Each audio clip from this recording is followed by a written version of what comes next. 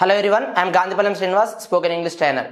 ఇంతకు ముందు వీడియోలో మనము అసలు ఇంగ్లీష్ నేర్చుకోవడానికి అవసరమైనటువంటి ముఖ్యమైన 2 ఎలిమెంట్స్ చూసాం.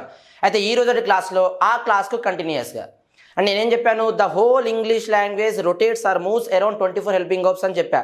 అంటే మొత్తం ఇంగ్లీష్ భాష కూడా ఈ 24 పదాల చుట్టూ, అంటే 24 హెల్పింగ్ వర్బ్స్ ఉంటాయి, వాటి చుట్టే తిరుగుతుంది అన్న. దాంట్లో first category be forms. It is very powerful topic, very important. 100% English language అనుకున్నప్పుడు ఆ 100% ఇంగ్లీష్ లాంగ్వేజ్లో 30 to 40% English language depends on only present be forms topic పైన డిపెండ్ అయి ఉంటుంది. Very important topic and very easy. Topic name ఏంటంటే be forms. What is topic name? Be forms. It seems to be very easy actually. అంటే చూడడానికి ఈ topic చాలా ఈజీగా కనిపిస్తుంటుంది, ఈజీగా అనిపిస్తుంది. బట్ సాధారణంగా మనం వేరే వాళ్ళతో కమ్యూనికేట్ అయ్యేటప్పుడు మనం మిస్టేక్ చేస్తూ ఉంటాం. So having and knowing this topic is very much required to become fluent in English. Very important and very powerful topic. What is topic name? B forms. Topic name is B forms. First let me tell you the meaning of B in Telugu. The meaning of B in Telugu is nothing but undu unduta. What is mean by B? Undu unduta. Just imagine, నేను class చెప్పేటప్పుడు మీరు యాక్టివ్గా లేరనుకో, నేను సరిగ్గా teach చేయగలుగుతానా? చేయలేను. So మిమ్మల్ని active చేయడం నా బాధ్యత. Yes are no? సో నేను మిమ్మల్ని ఎలా ఉండమని చెప్తా? యాక్టివ్గా ఉండు అంట. ఉండడాన్ని ఏమనాలి? బీ. నేను ఎలా ఉండమని చెప్తున్నా? యాక్టివ్. సో యాక్టివ్గా ఉండంటే బీ యాక్టివ్ అనాలి. Be active. కొంతమంది నెగిటివ్ ఉంటారు, అనుకున్న సాధిస్తామో లేదో, మనం సక్సెస్ అవుతామో కాదో, మంచి మార్కులు వస్తాయో లేవో, ఇట్లా నెగిటివ్ ఉంటారు. ఎందుకు అట్లా నెగిటివ్ ఉంటారు? పాజిటివ్గా ఉండండి అంటాం. ఏమంటాం? పాజిటివ్గా ఉండండి. ఉండడాన్ని ఏమనాలి? బీ. ఎలా ఉండమని చెప్తున్నాం? సో ఏం చెప్పాలి అంటే బీ పాజిటివ్. బీ. సమస్యలు వచ్చినప్పుడు ఎవరు మనుషులతో అసలు పంచుకోవద్దు. Problems are common in everyone's life. Yes or no? Every people will come across the problem, isn't it? కాబట్టి జాగ్రత్తగా ఉండు అంటాం. ఏమంటాం? జాగ్రత్తగా ఉండు. ఉండడాన్ని ఏమనాలి? బీ. ఎలా ఉండమని చెప్తున్నా? కేర్ఫుల్. సో జాగ్రత్తగా ఉండంటే ఏం చెప్పాలి? Be careful. ఏదైనా కోల్పోయినప్పుడు బాధపడుకుంటూ కూర్చోవద్దు, హ్యాపీగా ఉండాలి. All these are common in life. Ups and downs are common. So that హ్యాపీగా ఉండు అంటాం. ఉండడాన్ని ఏమనాలి? బీ. ఎలా ఉండమని చెప్తున్నా? సో హ్యాపీగా ఉండంటే ఏం చెప్పాలి? Be happy. Be happy. స్ట్రాంగ్గా ఉండు అంటాం. ఉండడాన్ని ఏమనాలి? బీ. ఎలా ఉండమని చెప్తున్నా? స్ట్రాంగ్. సో స్ట్రాంగ్గా ఉండండి ఏం చెప్పాలి? Be strong. ఏమనాలి? Be strong. నెక్స్ట్ ధైర్యంగా ఉండు అంటాం. ఉండడాన్ని బీ. ధైర్యం అంటే ఏం చెప్పాలి? బీ బ్రేవ్ లేదా be bold. Be brave or be bold. Is it clear? Next అలర్ట్గా ఉండు అంటాం. ఉండడాన్ని ఏమనాలి? బీ. ఎలా ఉండమని చెప్తున్నా? అలర్ట్.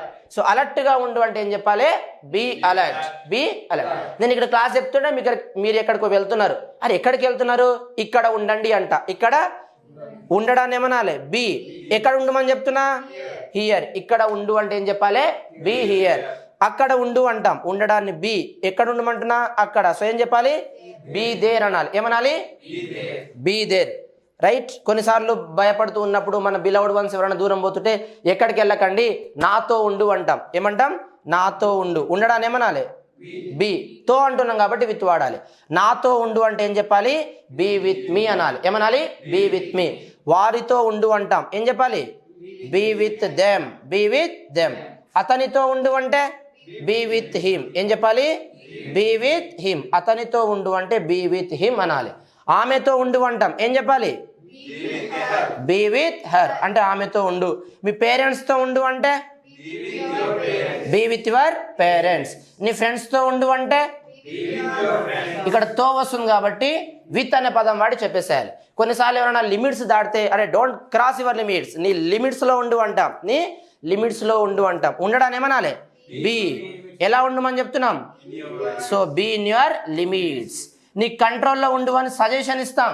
నీ కంట్రోల్లో ఉండు అంటే ఏం చెప్పాలి? Be in your control. Be in your class రూమ్లో ఉండు అంటే be in the classroom. ఏం చెప్పాలి? Be in the classroom. ఇలా ఉండు అంటే బీ చెప్పాలి. ఎలా ఉండాలో చెప్పేసేయాలి.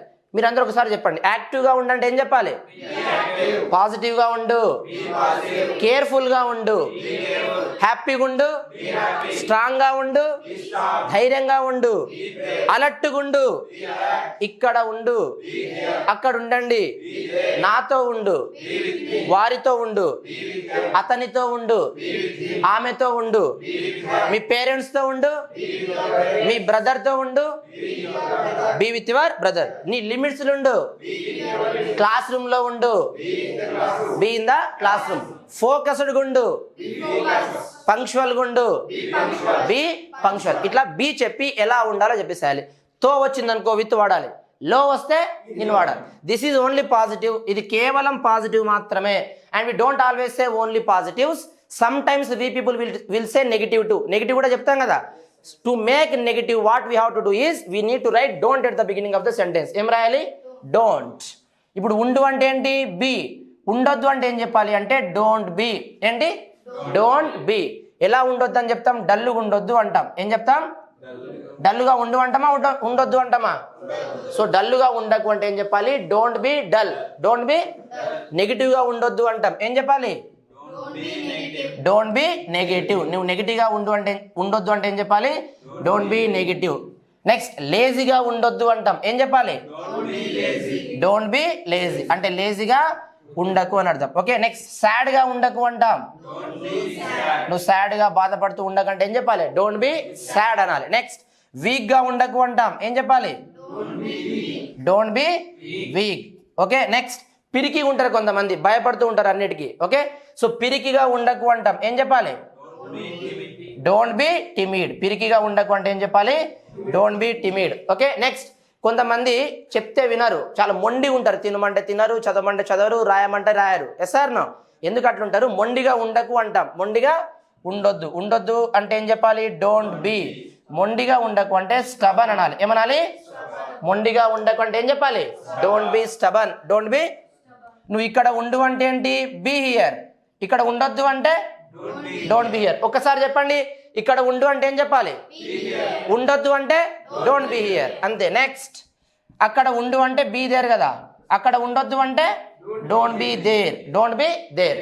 నాతో ఉండు, బీ విత్ మీ. నువ్వు నాతో ఉండకు, నన్ను కన్ఫ్యూజ్ చేస్తున్నావు, నన్ను డిస్టర్బ్ చేస్తున్నావు, నాతో ఉండకు అంటాం. ఏం చెప్పాలి?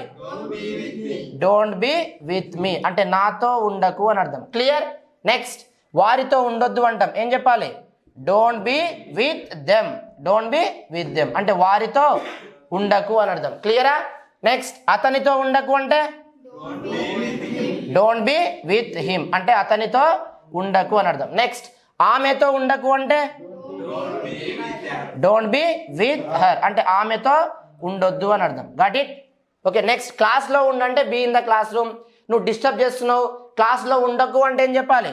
Don't be in the classroom అనాలి. ఏమనాలి? Don't be in the classroom అంటే తరగతి గదిలో ఉండకు, నువ్వు క్లాస్ రూమ్ లో ఉండకు అని అర్థం. క్లియర్? సో ఒకసారి నెగిటివ్ చెప్దాం. డల్ ఉండకు అంటే ఏం చెప్పాలి? నెగిటివ్ ఉండకు, లేజీ ఉండకు, సాడ్ గా ఉండకు, వీక్ ఉండకు, పిరికిగా ఉండకు, మొండిగా ఉండొద్దు, ఇక్కడ ఉండకు. ఉండు అంటే ఉండొద్దు అంటే డోంట్ రాస్తే నెగిటివ్ అయిపోతుంది. ఓకే. అక్కడ ఉండకు, నాతో ఉండొద్దు, వారితో ఉండకు, అతనితో ఉండకు, ఆమెతో ఉండకు, క్లాస్ రూమ్ లో ఉండకు, don't be in the classroom. Is it clear? ఉండు అంటే బి చెప్పాలి, ఉండొద్దు అంటే డోంట్ బి చెప్పాలి. తో అనే మీనింగ్ వస్తే విత్ వాడాలి, లో అనే మీనింగ్ వస్తే ఇన్ వాడాలి. Is it clear? Right. This is the meaning of be only. ఇది కేవలం బి యొక్క మీనింగ్ మాత్రమే. I did not enter the topic at all. ఇంకా టాపిక్ లోకి ఎంటర్ కాలే. ఓకే. సో ఇది కేవలం బి యొక్క మీనింగ్ మాత్రమే. In next class I will teach you way to use be forms అంటే బీ ఫార్మ్స్ని ఎక్కడ వాడాలి, దీన్ని సెంటెన్స్లలో ఎలా ఉపయోగించి మనం మాట్లాడాలి, దానిపైన క్వశ్చన్స్ ఎట్లా అడగాలి, వాటికి ఆన్సర్ ఎలా చెప్పాలి నెక్స్ట్ వీడియోలో చూద్దాం.